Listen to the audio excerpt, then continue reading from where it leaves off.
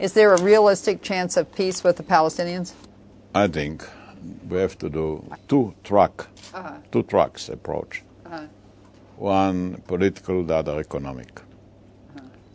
I think the economic locomotive achieved much more than the military tank since the Second World War.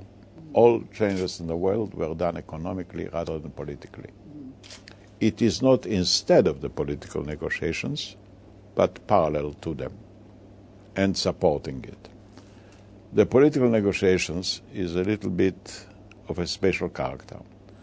The gaps are not very great, but they are highly emotional. And it will be extremely difficult to put them on paper, because each party will look back to his own audience, his own people. Right. And they will be very careful not to appear as losers or givers. So I believe it can make progress if we shall do it again step by step. To wait for the whole story will take time, because there are issues of different emotional charge. You cannot compare, for example, Jerusalem with the borders. Those are two different emotional approaches. So if we can agree on the borders, let's agree. If we can agree on refugees, let's agree. It will take time, it's piecemeal.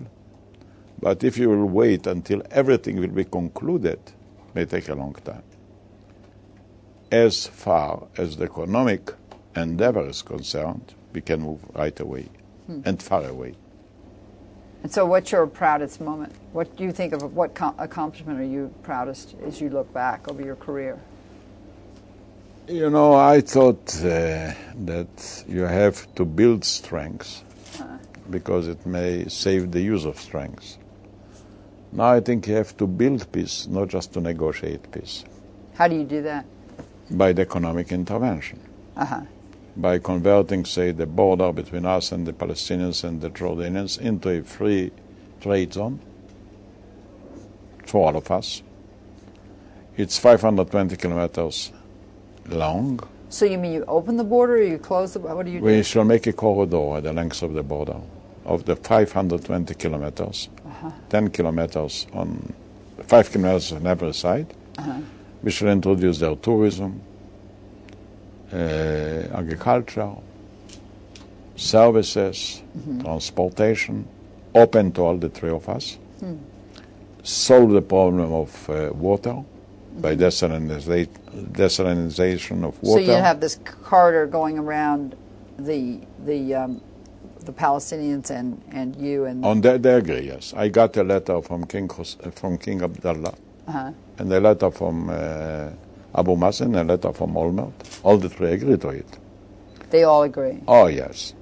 So as I said, it's not instead of, but in addition to. And it's like if you were explaining it to an American, it's like a corridor around, even around the border? Yes, I explained it to President Bush. He liked it when he was here last time. Oh yes, very much. You know, in Europe they didn't change the borders, they changed the relations. Right. Borders is politics, relations is economy. Absolutely. Here too you can change the relations without touching the borders at all.